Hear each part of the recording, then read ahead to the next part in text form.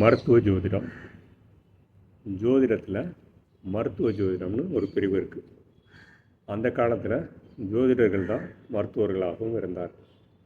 காலப்போக்கில் அரசாங்கம் சில மருத்துவர்களாக இருக்கிறதுக்கு சில நடைமுறைகளை விதித்ததுனால மருத்துவர்களும் தனியாக ஒரு கூட்டம் ஆயிடுச்சு, ஜோதிடர்கள் தனியாக ஒதுங்கிட்டாங்க. இருந்தாலும் இன்றைக்கும் நவீன மருத்துவத்தால் கண்டுபிடிக்க முடியாத சில நிலைமைகள் இருக்குது.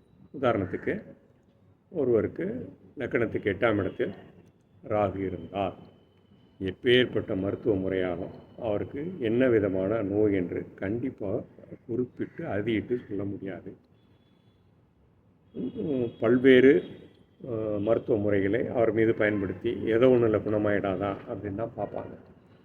ஆனால் ஜோதிடத்தில் மட்டும்தான், மருத்துவ ஜோதிடத்தில் இவருக்கு இந்த வகையான நோய் இருக்குது அப்படின்னு நம்ம குறிப்பிட்டு சொல்ல முடியும். நம்ம குறிப்பிட்டு தான் சொல்ல முடியும். மருத்துவம் என்னமோ அவங்க தான் பார்க்க போகிறாங்க. ஆனால் நம்ம குறிப்பிட்டு கொடுத்தா பிறகு அவங்க அந்த அடிப்படையில் அது என்னன்னு பார்த்தாங்கன்னா ஈஸியாக அதற்கு தீர்வு கொடுக்க முடியும்.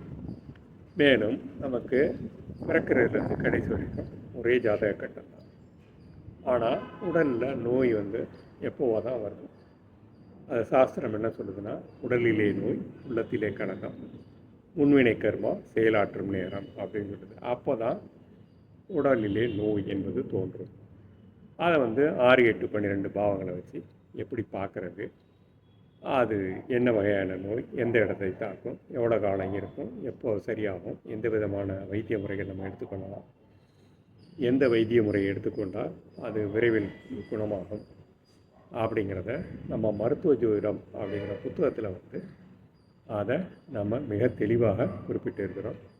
கிட்டத்தட்ட 350 பக்கங்கள் கொண்ட அந்த புத்தகம் கோவை கௌசிகன் பதிப்பகத்தால் வெளியிட்டிருக்காங்க.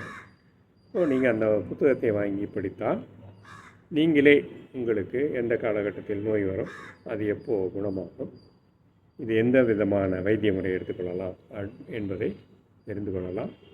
நான் உங்கள் மருத்துவ ஜோதிட நூலாசிரியர் ராமசாமி, நாகராஜன் ராமசாமி.